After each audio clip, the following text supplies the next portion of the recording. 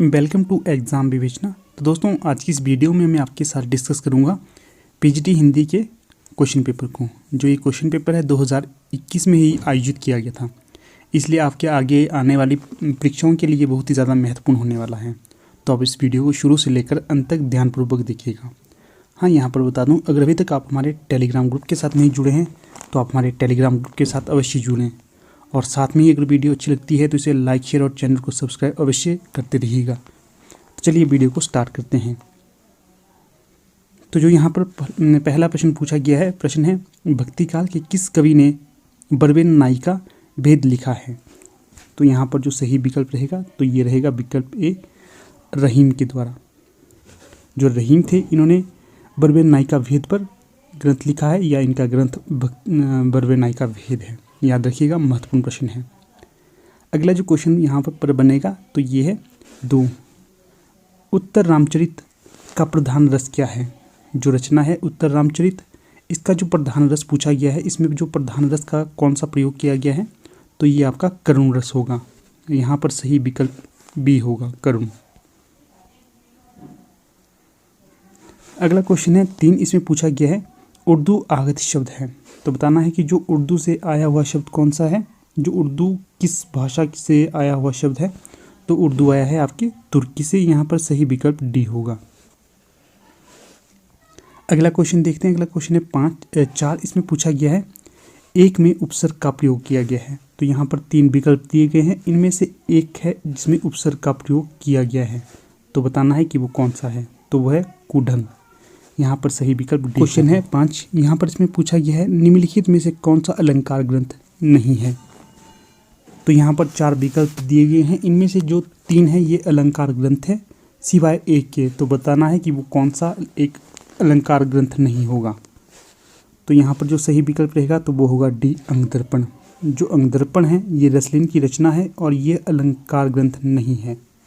बाकी भाषा भूषण, शिवराज भूषण और ललित ललाम, ये तीनों ही अलंकार ग्रंथ है। याद रखिएगा, यहाँ से भी प्रश्न बन सकता है। अगला जो क्वेश्चन है ये 6, इसमें पूछा गया है यथाशक्ति में समास है। तो बताना है कि जो यथाशक्ति शब्द है इसमें कौन सा समास है। तो जो यथाशक्ति शब्द है इसमें समास होगा अव्ययी भाव। यहाँ पर सही विकल्प ए होगा। अगला क्वेश्चन देखते हैं, ये है 7, इसमें पूछा गया है हिंदी के मार्क्सवादी समीक्षक हैं। तो जो हिंदी के मार्क्सवादी समीक्षक कौन रहे हैं दिए गए विकल्पों के अनुसार। तो सबसे पहले तो आपको याद रखना है कि जो अधिकतर परीक्षाओं में पूछा जाता है कि जो हिंदी के सबसे विख्यात मार्क्सवादी समीक्षक कौन रहे हैं, तो ये होंगे रामविलास शर्मा। अगर विकल्प में रामविलास शर्मा ना हो तो वहाँ पर आप डॉक्टर नामवर सिंह को भी देकर इसका ये आइडिया लगा सकते हैं कि जो डॉक्टर नामवर सिंह हैं ये भी एक मार्क्सवादी समीक्षक रहे हैं। तो यहाँ पर सही विकल्प सी होगा। अगला क्वेश्चन है 8, इसमें पूछा गया है कि निस्सहाय हिंदू उपन्यास के लेखक कौन हैं। तो सबसे पहले तो आपको ये याद रखना है कि जो निस्सहाय हिंदू है यह एक उपन्यास है और इसके जो लेखक हैं ये हैं आपके राधा कृष्ण दास। यहाँ पर सही विकल्प डी होगा।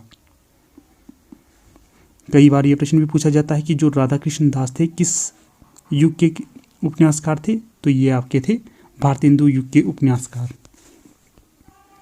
अगला क्वेश्चन है 9, इसमें पूछा गया है कि जो एक वाक्य शुद्ध है उसका चयन कीजिए। तो जो दिए गए विकल्पों में जो शुद्ध वाक्य होगा तो यहाँ पर सही होगा डी, अनुसुईया अत्रि ऋषि की पत्नी थी। कि जो अनुसुईया अत्रि ऋषि थे उनकी पत्नी थी अनुसुईया। यहाँ पर सही विकल्प डी होगा। अगला क्वेश्चन है 10, इसमें जो पूछा गया है शौरसेनी अपभ्रंश के अंतर्गत आने वाली भाषा नहीं है। तो यहाँ पर 4 विकल्प दिए गए हैं, इनमें से जो 3 हैं ये शौरसेनी अपभ्रंश के अंतर्गत आते हैं सिवाय एक के। तो वो कौन सी है, तो वो होगी सिंधी। बाकी जो गुजराती है, राजस्थानी है, पश्चिमी हिंदी है, ये तीनों ही शौरसेनी अपभ्रंश के अंतर्गत आते हैं। याद रखना है आपको, ये जो विकल्प हैं ये बहुत ही ज़्यादा महत्वपूर्ण होते हैं। यहाँ से भी अन्य परीक्षाओं में प्रश्न बनते हैं, आपको इन्हें ध्यानपूर्वक देखना होता है।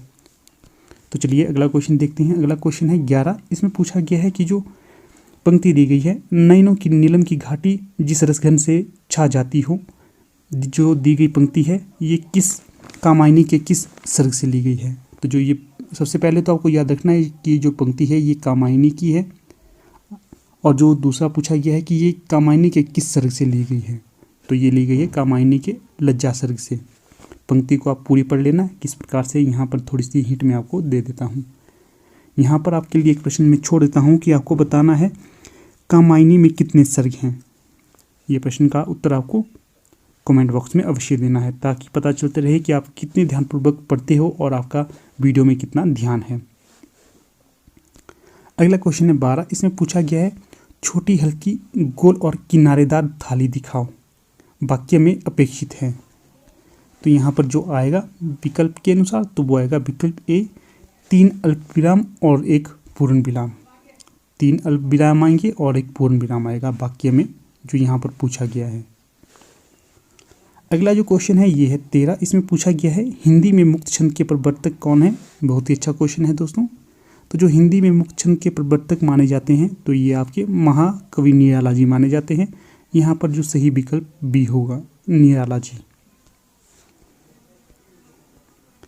अगला क्वेश्चन है 14। इसमें पूछा गया है रत्नाकर जोपम कथा पुस्तक का संबंध किससे है।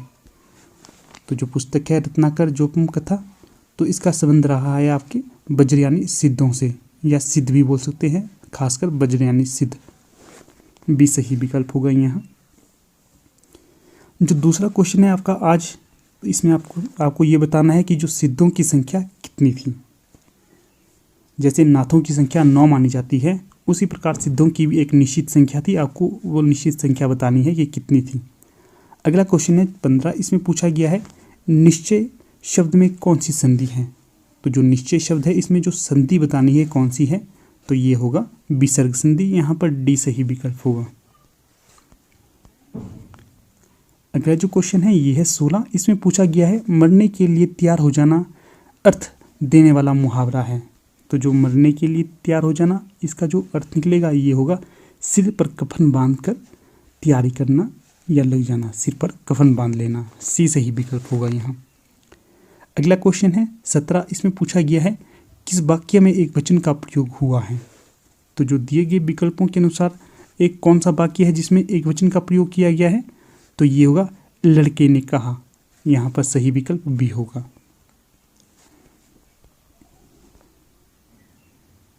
अगला क्वेश्चन है 18। इसमें पूछा गया है दश कुमार चरित के रचनाकार कौन हैं।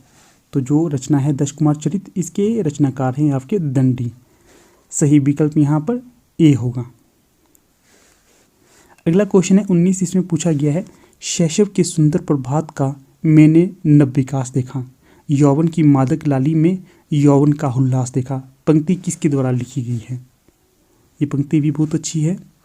तो जो ये पंक्ति रहेगी ये रहेगी सुभद्रा कुमारी चौहान की। यहाँ पर सही विकल्प डी होगा। अगला क्वेश्चन है 20। इसमें पूछा गया है कि जब ते इत्ते घनश्याम सुजान अचानक ही बलसंग सिधारे कर पे मुखचंद धरे सजनी नित सोचती है तो कहाँ मन मारे। जो प्रस्तुत पंक्ति है किस संचारी भाव का उल्लेख इसमें किया गया है। तो जो ये पंक्ति है इसमें जो संचारी भाव होगा तो ये होगा स्मृति का। जो सखी है स्मृति के माध्यम से इन तथ्यों को याद करती है।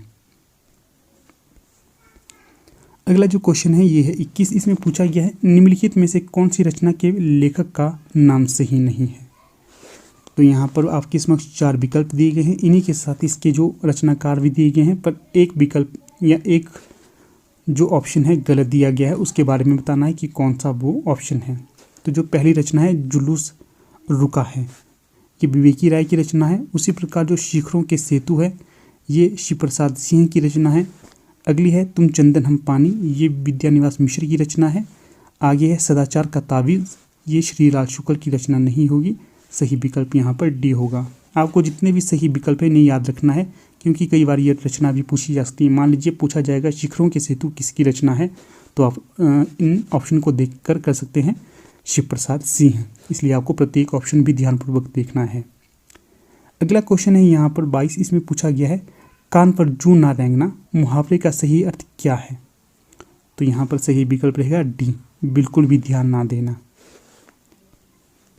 अगला जो क्वेश्चन है यहाँ पर इसमें पूछा गया है तांबे के कीड़े नामक लघु नाटक के लेखक कौन है। तो जो तांबे के कीड़े है यह एक लघु नाटक है, इसे याद रखिएगा। इसके जो लेखक हैं ये हैं भुवनेश्वर प्रसाद, सही विकल्प यहाँ पर बी होगा। अगला क्वेश्चन है दोस्तों यहाँ पर 24, इसमें पूछा गया है आपने क्या कहा सो मैंने नहीं सुना, वाक्य में अपेक्षित है। तो यहाँ पर सही होगा विकल्प ए, एक प्रश्नवाचक चिन्ह और एक पूर्ण विराम, सही विकल्प ए होगा। अगला क्वेश्चन है 25, इसमें पूछा गया है छायावाद बड़ी सहृदयता के साथ प्रभाव साम्य पर ही विशेष लक्ष्य रखकर चला है। छायावाद के संबंध में ये कथन किसका है? अच्छा क्वेश्चन है दोस्तों, ये आगे भी आ सकता है। तो ये आचार्य रामचंद्र शुक्ल का है, सही विकल्प यहाँ पर ए होगा।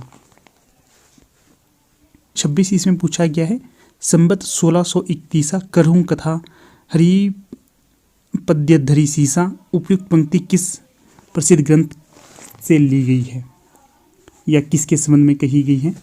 तो ये कही गई है रामचरितमानस के संबंध में। तो दोस्तों यहाँ पर मुझे थोड़ा सा ब्लर दिखाई दे रहा है, प्रश्न थोड़ा सा ऊपर नीचे पंक्ति में बोल सकता हूँ, आपको इसमें ध्यान देना है क्योंकि उतना अच्छा दिखाई नहीं दे रहा है। जहाँ से प्रश्न पत्र प्राप्त हुआ था इसकी क्वालिटी थोड़ी सी डाउन कर दी गई है। अगला क्वेश्चन है 27, इसमें पूछा गया है एक तत्सम शब्द है। तो जो यहाँ पर एक तत्सम शब्द होगा तो ये होगा विकल्प डी, तर्जनी। अगला क्वेश्चन है 28, इसमें पूछा गया है जगत शब्द का कौन सा रूप 3 विभक्तियों में एक सा रहता है? तो ये होगा विकल्प बी, जगदभ्याम, सही विकल्प यहाँ पर बी होगा। अगला क्वेश्चन है 29, इसमें पूछा गया है बिहारी अकेले कवि है जिन्होंने ग्रामीण संस्कृति के विरुद्ध घृणा की अभिव्यक्ति की है। ये कथन किसका है? तो ये कथन रहेगा बच्चन सिंह का, सही विकल्प डी होगा। अगला जो क्वेश्चन है ये है 30, इसमें पूछा गया है एक बर्तनी शुद्ध है। तो यहाँ पर शुद्ध बर्तनी होगी आपकी विकल्प ए। अगला क्वेश्चन देखते हैं, ये है आपका 31, इसमें पूछा गया है विष्णु प्रभाकर कृत अवारा मसीहा क्या है? तो ये एक जीवनी साहित्य है, सही विकल्प यहाँ पर बी होगा। कई बार ये प्रश्न भी बनता है कि जो अवारा मसीहा है इसके रचनाकार कौन हैं? तो ये होंगे विष्णु प्रभाकर। कई बार ये भी प्रश्न बनता है कि जो अवारा मसीहा है इसमें किसके जीवनी का वर्णन किया गया है? तो इसमें किया गया है शरदचंद्र का जीवनी का वर्णन। अगला क्वेश्चन है 32, इसमें पूछा गया है संथाली भाषा किस भाषा परिवार से संबंधित है? तो ये होगी ऑस्ट्रिक परिवार से संबंधित, सी सही विकल्प होगा यहाँ। अगला जो क्वेश्चन है ये है 36, इसमें पूछा गया है किसी शुभ कार्य को विधि विधान और श्रद्धापूर्वक करना क्या कहलाता है? तो ये कहलाता है अनुष्ठान, यहाँ पर सी सही विकल्प होगा। अगला क्वेश्चन है 37, इसमें पूछा गया है शांति प्रिय द्विवेदी कृत परिव्राजक की प्रजा क्या है? तो यह एक आत्मकथा है। आपको ये याद रखना है कि जो परिव्राजक की प्रजा है ये किसकी रचना है, ये किसकी आत्मकथा है? ये शांति प्रिय द्विवेदी की है। इसे भी याद रखिएगा, प्रश्न इस ढंग से भी पूछा जा सकता है। अगला जो क्वेश्चन है ये है 38, इसमें पूछा गया है मनोहर श्याम जोशी का उपन्यास है। तो जो कसब है यह मनोहर श्याम जोशी का उपन्यास है। तो प्रश्न इस प्रकार से भी बन सकता है कि जो मनोहर श्याम जोशी की रचना कसब है ये किस विधा की रचना है? तो यह एक उपन्यास है, इसे याद रखिएगा। अगला जो क्वेश्चन है ये है 39, इसमें पूछा गया है अंतस्थ व्यंजन कौन से हैं? तो जो अंतस्थ व्यंजन है ये होगा विकल्प डी, य र ल ब, डी सही विकल्प होगा यहाँ।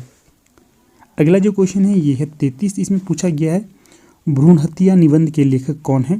तो जो भ्रूण हत्या निबंध है तो इसके लेखक होंगे भारतेंदु हरिश्चंद्र, सही विकल्प यहाँ पर ए होगा।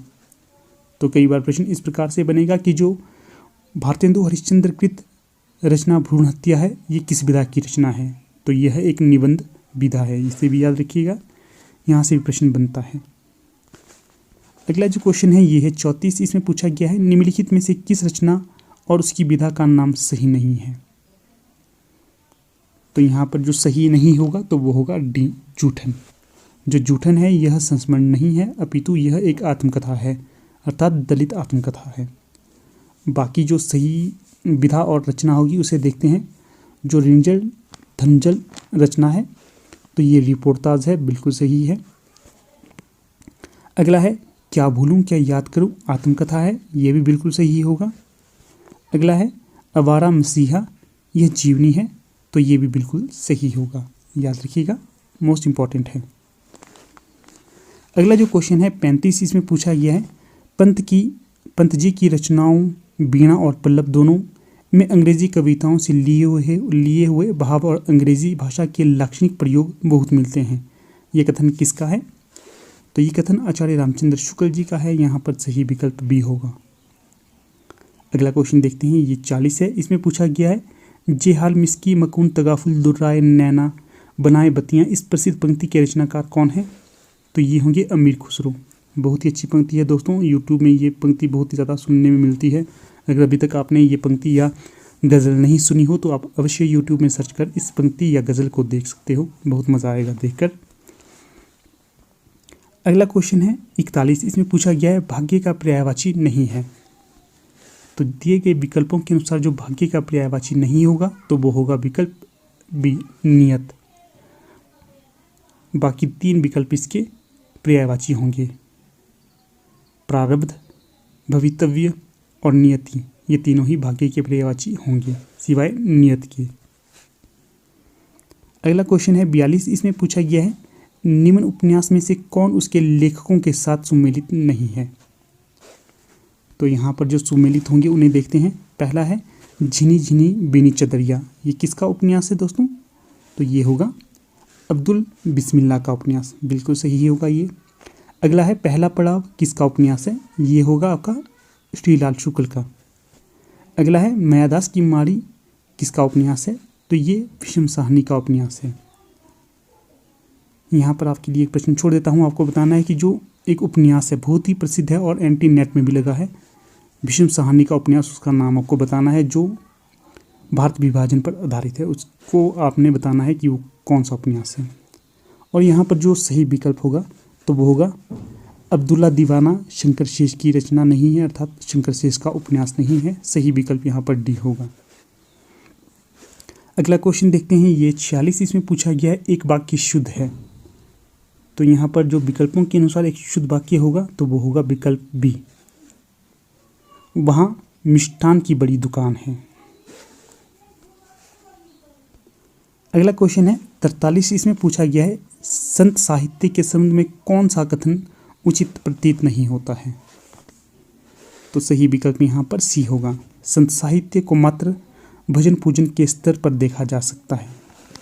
तो दोस्तों ये गलत होगा, सही प्रतीत नहीं होगा। बाकी जो सही प्रतीत होते हैं कथन में देखते हैं, संत साहित्य एक वैचारिक भूमि पर स्थित है, बिल्कुल सही है।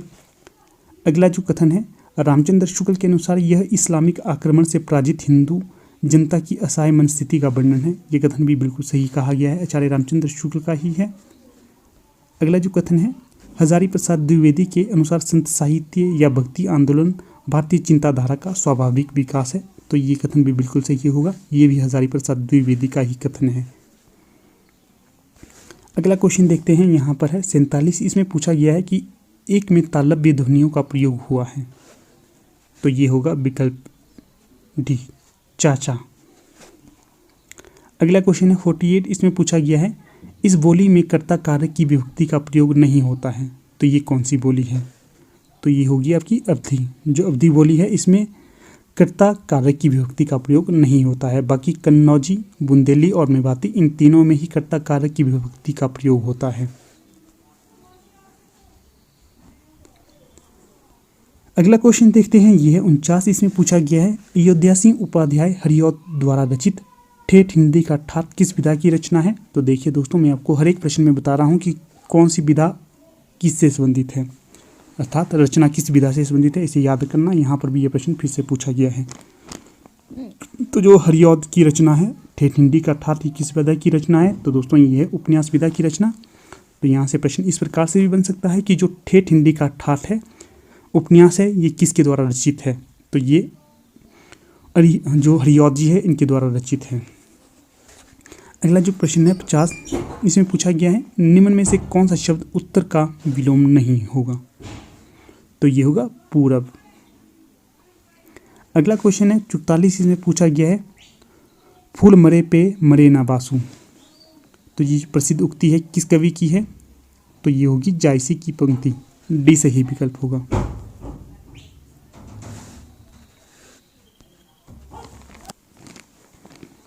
अगला जो क्वेश्चन है दोस्तों यहाँ 45 पूछा गया है, जो मर रहा हो उसके लिए एक शब्द कौन सा होगा। तो जो मर रहा हो उसके लिए एक शब्द होगा मुमूर्षु, सही विकल्प बी होगा।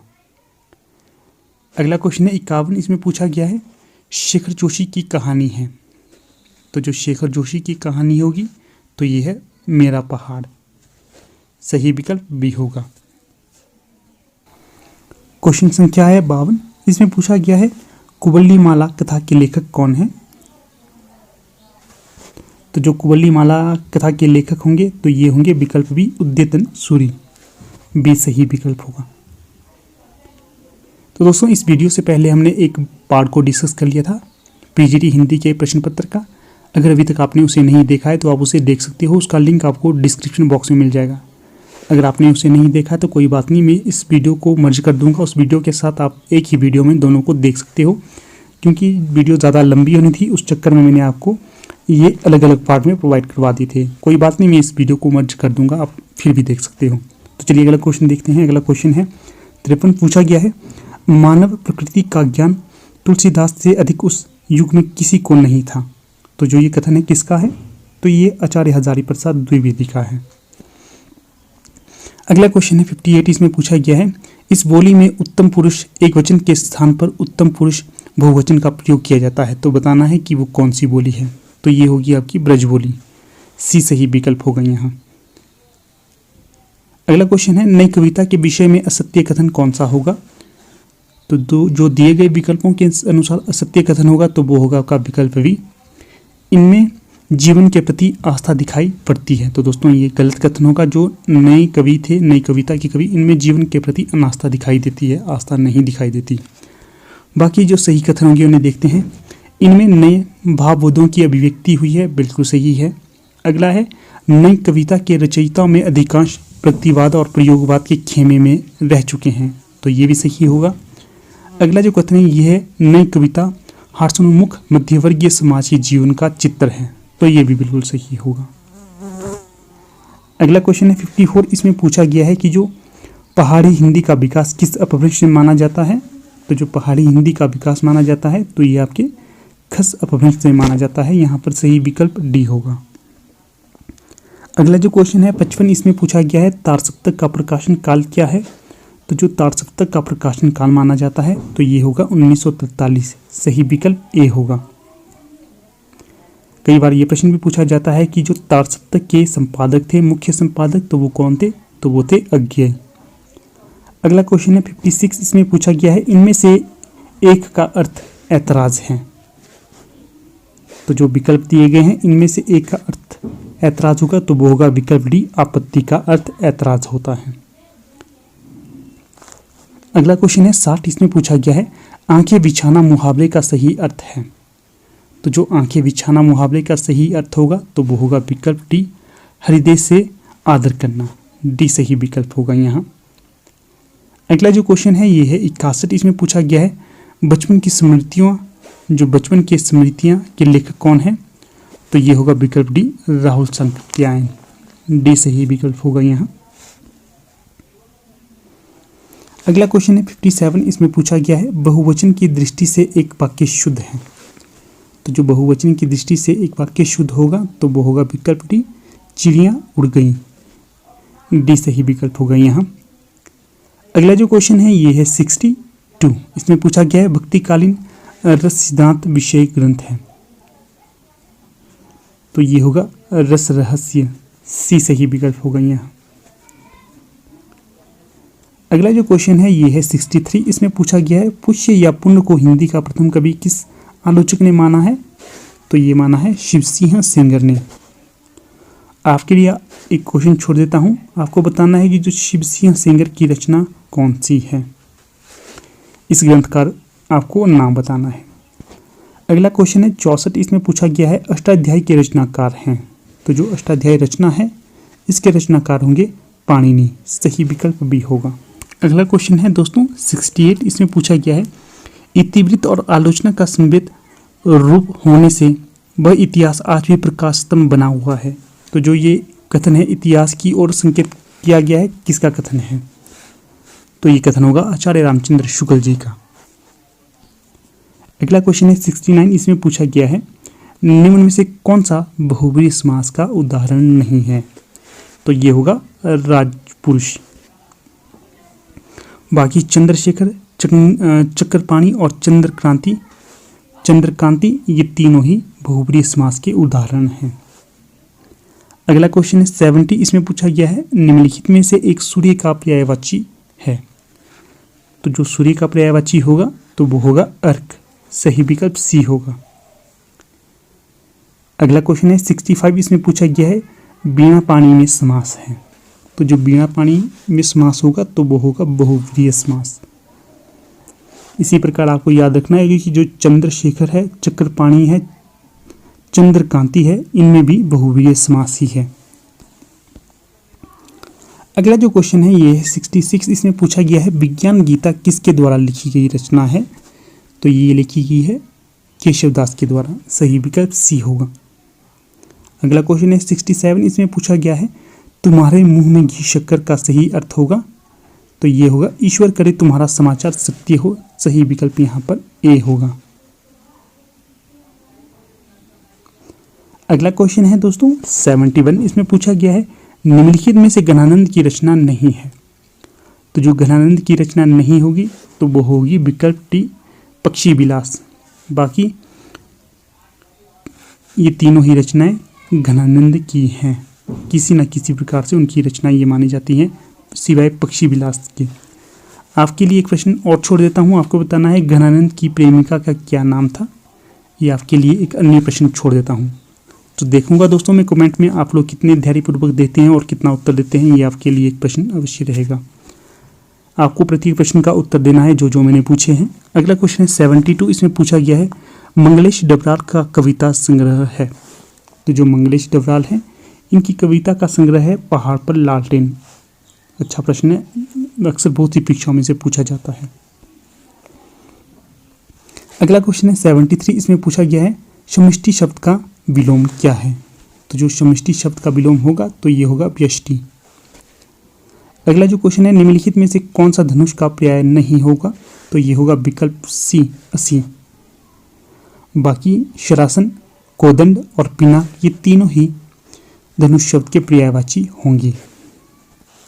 अगला प्रश्न देखते हैं 75, इसमें पूछा गया है कहानी आंदोलन के पुरस्कारकर्ता कौन माने जाते हैं? तो जो कहानी आंदोलन है उसके पुरस्कारकर्ता माने जाते हैं आपके विकल्प ए गंगा प्रसाद बिमल। अगला क्वेश्चन है 76, इसमें पूछा गया है भारतीय भाषा विज्ञान की प्रसिद्ध मुनित्रयी में शामिल नहीं है। तो ये होगा विकल्प डी। जो भर्तृहरि हैं ये भारतीय भाषा विज्ञान के प्रसिद्ध मुनित्रयी में शामिल नहीं है। बाकी पाणिनि, पतंजलि और कात्यायन ये तीनों ही शामिल हैं मुनित्रयी के अंतर्गत। अगला क्वेश्चन है 77, इसमें पूछा गया है इनमें से एक पतवार का पर्यायवाची है। तो जो पतवार का पर्यायवाची होगा तो दोस्तों ये होगा कर्ण, सी सही विकल्प होगा यहाँ। अगला क्वेश्चन है 78, इसमें पूछा गया है सोमप्रभ सूरी की रचना है। तो जो सोमप्रभ सूरी की रचना होगी तो ये होगी कुमारपाल प्रतिबोध। कई बार ये प्रश्न भी पूछा जाता है कि जो कुमारपाल चरित है ये किसकी रचना है? तो ये होगी हेमचंद्र की रचना। कुमारपाल प्रतिबोध ये सोमप्रभ सूरी की रचना है, कुमारपाल चरित ये हेमचंद्र की रचना है। दोस्तों यहाँ पर आपको बता दूं, अगर आपको वीडियो थोड़ी सी अच्छी लगती है तो इसे लाइक, शेयर और चैनल को सब्सक्राइब अवश्य कीजिएगा। अगला क्वेश्चन देखते हैं, ये 79, इसमें पूछा गया है निम्न में से कौन सी रचना सर्वेश्वर दयाल सक्सेना की नहीं है? तो यहाँ पर जो सही विकल्प रहेगा तो वो होगा विकल्प डी, एक शहर की मौत। ये सर्वेश्वर दयाल सक्सेना की रचना नहीं है। बाकी पागल कुत्तों का मसीहा, खुंटियों पर टंगे लोग, काठ की घंटियां ये तीनों ही सर्वेश्वर दयाल सक्सेना की रचनाएं हैं। अगला क्वेश्चन है 80, इसमें पूछा गया है विलोम की दृष्टि से एक युग्म अशुद्ध है, तो बताना है कि वो कौन सा है। तो यहाँ पर सही विकल्प रहेगा सी, आमिष सामिष, ये विलोम की दृष्टि से अशुद्ध शब्द होगा। बाकी गमन, इसका जो विलोम होगा आगमन, तो बिल्कुल सही है। दूसरा है निषिद्ध इसका होगा विहित, बिल्कुल सही है। अगला है व्यास, इसका होगा विलोम शब्द समास, ये भी बिल्कुल सही होगा। अगला क्वेश्चन है दोस्तों 81, इसमें पूछा गया है निर्गुण भक्ति काव्य धारा में उदासी संप्रदाय के प्रवर्तक कौन है? तो यहाँ सही विकल्प रहेगा विकल्प सी श्रीचंद। कई बार ये प्रश्न इस प्रकार से भी पूछा जा सकता है कि जो श्रीचंद थे किस भक्ति काव्य धारा से संबंधित रहे हैं? तो ये रहे हैं निर्गुण भक्ति काव्य धारा के अंतर्गत। कई बार ये प्रश्न भी बनता है कि जो श्रीचंद थे ये किस सिख गुरु के पुत्र हैं? तो ये हैं आपके गुरु नानक देव के पुत्र। जो गुरु नानक देव थे ये सिखों के पहले गुरु माने जाते हैं, ये अर्थात ये भी कहा जा सकता है कि जो सिख धर्म की स्थापना गुरु नानक देव के द्वारा ही की गई थी। अगला क्वेश्चन है 82, इसमें पूछा गया है चलती चाकी देख के दिया कबीरा रोए, दो पातन के बीच में साबुत बचा ना कोई। प्रस्तुत दोहे में प्रयुक्त शब्द शक्ति है। तो यहाँ पर जो शब्द शक्ति का प्रयोग किया गया है तो ये किया गया है व्यंजना शब्द शक्ति का। अगला क्वेश्चन यहाँ से ये भी बनता है कि जो ये जो पंक्ति कही है चलती चाकी देख के दिया कबीरा रोए, दो पाटन के बीच साबुत बचा ना कोई, पंक्ति किसकी है? ये कबीरदास की पंक्ति है। अगला क्वेश्चन है 83, इसमें पूछा गया है 21वीं सदी का लड़का किस कहानीकार की कृति है? तो ये होगा दोस्तों क्षमा शर्मा की कहानी। अगला क्वेश्चन है 84, इसमें पूछा गया है घड़ों पानी पड़ना मुहावरे का सही अर्थ क्या होगा? तो जो घड़ों पानी पड़ना मुहावरे का सही अर्थ होगा तो ये होगा विकल्प डी अत्यंत लज्जित होना। अगला क्वेश्चन देखते हैं, ये है 85, इसमें पूछा गया है इनमें से एक विदेशी भाषा का शब्द है। तो जो विदेशी भाषा का शब्द होगा तो वो होगा कतार। बाकी पंक्ति श्रेणी और श्रृंखला ये देशी भाषा के शब्द ही हैं सिवाय कतार के। अगला जो क्वेश्चन है ये है 86, इसमें पूछा गया है बूढ़े मुंह मुहासा प्रसन्न के लेखक कौन है? तो जो बूढ़े मुंह मुहासे है यह एक प्रहसन है और इसके लेखक हैं विकल्प ए राधाचरण गोस्वामी। ये सही विकल्प रहेगा यहाँ पर। अगला जो क्वेश्चन है 87, यहाँ पर जो प्रश्न पूछा गया है एक वाक्य में अपादान कारक का प्रयोग किया गया है। तो जो यहाँ पर सही विकल्प लगता है मुझे बी होना चाहिए, हाथी के द्वारा पेड़ ढहा गया। बाकी मुझे कंफर्म उत्तर इसका नहीं पता है, अगर आपको इसका कंफर्म उत्तर आता होगा तो आप अवश्य बताएं, इसको यहाँ पर स्किप कर देते हैं। अगला क्वेश्चन है 88, इसमें पूछा गया है हिंदी के प्रथम अलंकार निरूपक आचार्य हैं। तो जो हिंदी के प्रथम अलंकार निरूपक आचार्य थे तो ये हैं केशवदास। सही विकल्प यहाँ पर बी रहेगा। अगला क्वेश्चन देखते हैं 89, इसमें पूछा गया है नरसिंह जी का मायरा किसकी रचना है? तो जो नरसिंह जी का मायरा है ये मीराबाई की काव्य रचना है। यहाँ से बहुत बार ये प्रश्न अवश्य बनता है कि जो मीराबाई थी इनका जो भक्ति थी किस प्रकार की भक्ति थी? तो इनकी भक्ति थी माधुरी प्रकार की। कई बार ये प्रश्न भी बनता है कि जो तुलसीदास थे इनकी भक्ति किस प्रकार की थी? तो ये थी दास्य प्रकार की भक्ति। और तीसरा जो प्रश्न बनता है तो ये यह बनता है कि जो सूरदास थे इनकी भक्ति किस प्रकार की थी? तो ये सख्य प्रकार की भक्ति थी। आपको ये तीनों ही कहीं पर नोट करके रखने चाहिए क्योंकि अक्सर परीक्षा में ये प्रश्न अवश्य बनता है। अगला क्वेश्चन है 90, इसमें पूछा गया है दोपहर में समास होगा। तो जो दोपहर है इसमें जो समास होगा तो ये होगा विकल्प ए द्विगु समास। अगला क्वेश्चन है 91, इसमें पूछा गया है ज्ञानपीठ पुरस्कार से पुरस्कृत कवि हैं। ज्ञानपीठ पुरस्कार से पुरस्कृत कवि नहीं कृति होगा तो ये होगा विकल्प डी चिदंबरा। जो चिदंबरा है ये आपके पंत जी की रचना है। आगे जो कामायनी है इसके रचनाकार होंगे जयशंकर प्रसाद, परिमल के निराला और पल्लव के पंत ही होंगे।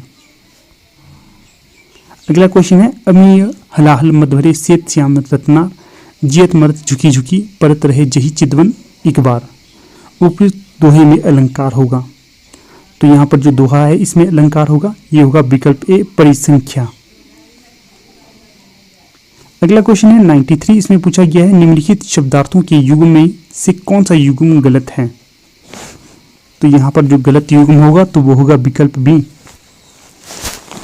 बाकी तीनों ही युग्म सही होंगे, विकल्प ए, विकल्प सी और विकल्प डी।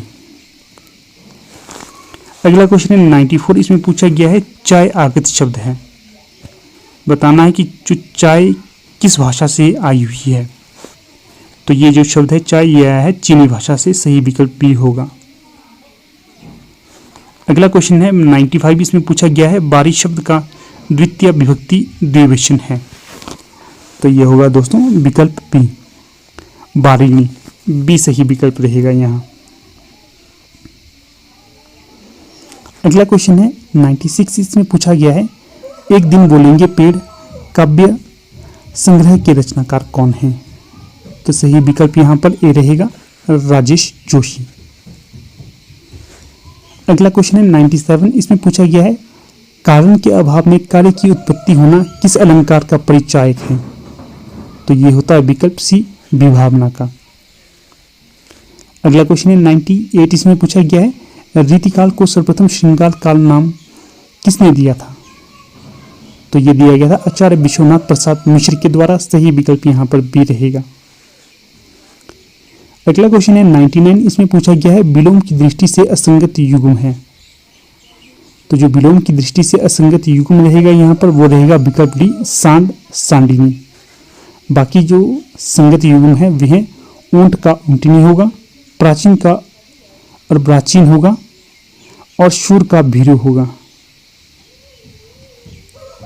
अगला क्वेश्चन है 100। इसमें पूछा गया है मधु शब्द का पंचमी विभक्ति एक वचन के रूप में होता है। तो ये होगा विकल्प सी, मधु। अगला क्वेश्चन देखते हैं, ये है 101। अगला जो क्वेश्चन है ये है 101। इसमें पूछा गया है प्रयोगवाद अपने आप में इष्ट नहीं बस साधन है। प्रयोग द्वारा कभी अपने सत्य को अधिक अच्छी तरह से जान सकता है। जो ये पंक्ति है ये किसकी है। तो ये पंक्ति होगी सी, अज्ञेय जी की। अगला क्वेश्चन है 102। इसमें पूछा गया है कवि का भक्ति आंदोलन विद्रोह मूलक है तो गोस्वामी तुलसीदास का प्रतिरोधात्मक, ये विचार व्यक्त करने वाले विद्वान हैं। तो ये हैं डॉक्टर रामविलास शर्मा।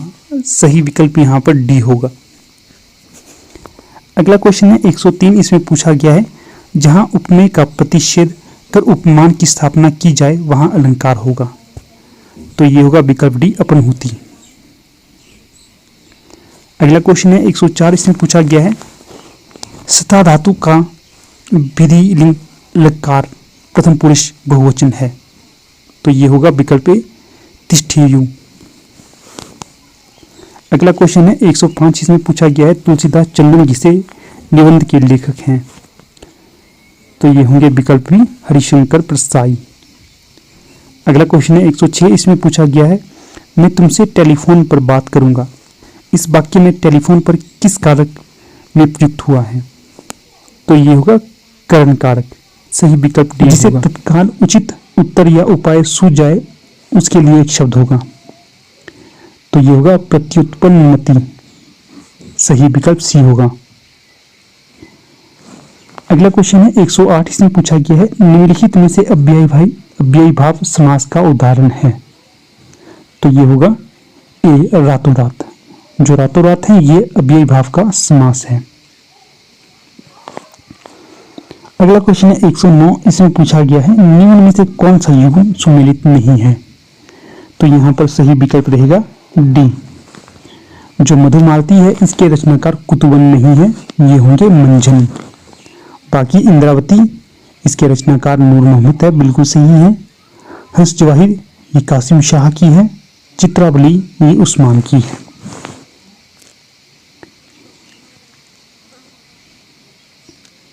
अगला क्वेश्चन है 110। इसमें पूछा गया है किन्नर देश में किस विधा की रचना है।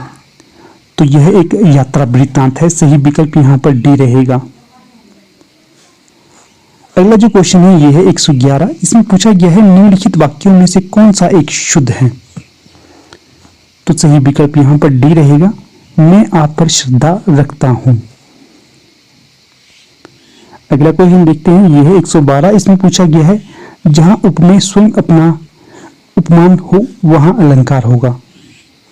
तो वहां पर उपमान होगा, वहां पर अलंकार होगा डी, अन्व्यय, डी सही विकल्प होगा। अगला क्वेश्चन है 113। इसमें पूछा गया है रसोत्तर की किस व्याख्याता ने 10 निष्पत्ति की प्रक्रिया की पुष्टि चित्ततुरंग न्याय के आधार पर की है? तो ये होगा विकल्प ए, शंकुक। अगला क्वेश्चन है 114। इसमें पूछा गया है जो कम खर्च करने वाला हो उसके लिए एक शब्द होता है, तो ये होता है मितव्ययी। जो मितव्ययी होता है ये कम खर्च करने वाले को कहा जाता है। अगला क्वेश्चन है हिंदी के किस आचार्य ने छल नामक संचारी भाव को प्रचारित किया था? तो ये थे कविदेव, सी सही विकल्प रहेगा यहाँ। अगला क्वेश्चन है 116। इसमें पूछा गया है अजीर शब्द का अर्थ है, तो जो अजीर शब्द का अर्थ होता है तो वो होता है विकल्प बी, आंगन। अगला क्वेश्चन है 121। इसमें पूछा गया है कहना शब्द है, तो जो कहना शब्द है यह तद्भव शब्द है। अगला क्वेश्चन है 117। इसमें पूछा गया है निम्नलिखित में से एक रचना राष्ट्रीय सांस्कृतिक धारा की नहीं है, तो ये होगा विकल्प सी, प्रभात फेरी। बाकी हम विश्वाई जन्म के, सूत की माला, विसर्जन, ये तीनों ही रचनाएं सांस्कृतिक काव्य धारा की है। अगला क्वेश्चन है 122। इसमें पूछा गया है आचार्य रामचंद्र शुक्ल के अनुसार छायावाद में प्राप्त होने वाली प्रतीक शैली पर किस साहित्य का प्रभाव है? तो यह है अंग्रेजी साहित्य का, सही विकल्प यहाँ पर ए होगा। अगला जो क्वेश्चन है 118। इसमें पूछा गया है सर्वे स्वरा घोषवंतो बलवंतो वक्तव्य, ये कथन किस ग्रंथ का है? तो ये होगा विकल्प सी, वाक्य पद्य का, सही विकल्प यहाँ पर सी रहेगा। अगला क्वेश्चन है 123। इसमें पूछा गया है निम्नलिखित में से अघोष महाप्राण ध्वनि है, तो ये होगा विकल्प ए, ख। 119। तो इसमें पूछा गया है बर्वेद छंद है, तो जो बर्वेद छंद है यह अर्धसम मात्रिक छंद है, यहाँ पर सही विकल्प बी होगा, बर्वेद छंद अर्धसम मात्रिक है। अगला क्वेश्चन है 124। इसमें पूछा गया है मीराबाई की उपासना है, तो देखिए दोस्तों अभी मैंने आपको इस प्रश्न पत्र में बताया था कि जो 3 कवि थे उनकी प्रत्येक की उपासना बताई थी। जो माधुरी भाव किस कवि की उपासना है, सख्य भाव किसकी उपासना है, दास्य भाव किसकी उपासना है? तो जो मीराबाई की उपासना है ये माधुरी भाव की है, और जो सख्य भाव की बताई थी ये आपके सूरदास की थी, और दास्य भाव ये आपके तुलसीदास की थी। और कई बार जो वात्सल्य भाव की भक्ति पूछी जाती है तो ये होगी आपकी सूरदास की ही।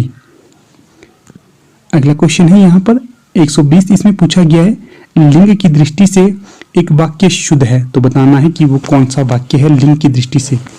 तो ये होगा आपका विकल्प बी, दही खट्टा है। तो अक्सर आपने देखा होगा कि आम बोलचाल में हम बोल देते हैं कि जो दही खट्टी है, तो दोस्तों ये गलत वाक्य होगा। दही खट्टी नहीं होती, इस प्रकार से नहीं बोला जाता है, ये बोला जाता है कि जो दही खट्टा है। तो सही विकल्प यहाँ पर बी होगा। अगला क्वेश्चन है और अंतिम क्वेश्चन है 125। इसमें पूछा गया है कि निम्न में से कौन गीति नाट्य नहीं है? तो यहाँ पर दोस्तों जो बोर्ड के द्वारा जितने भी यहाँ पर विकल्प दिए गए थे ये सभी गीति नाट्य हैं, इसलिए जो ये प्रश्न है 125 इसका अंक सभी को एक समान दिया जाएगा। जैसे कि जो करुणालय है ये जयशंकर प्रसाद जी का गीति नाट्य है, उसी प्रकार जो अनज्ञ है ये मैथिली शरण गुप्त का गीति नाट्य है, उसी प्रकार जो अंधा युग है ये धर्मवीर भारती का गीति नाट्य है, और जो ज्योत्सना है ये सुमिता नंदन पंत का गीति नाट्य है। इस प्रकार मेरे ख्याल से 125 का सभी को एक प्रकार का नंबर, सभी को कॉमन नंबर मिल जाएगा। इसका यहाँ पर कोई भी गीति नाट्य नहीं होंगे, ये सभी गीति नाट्य हैं। तो ठीक है दोस्तों, यहाँ पर जो अपनी वीडियो का समापन कर लेते हैं। हमने यहाँ पर पूरे प्रश्न पत्र को डिस्कस कर लिया है। आप लोग वीडियो के अंत तक बने रहे, इसका बहुत बहुत धन्यवाद।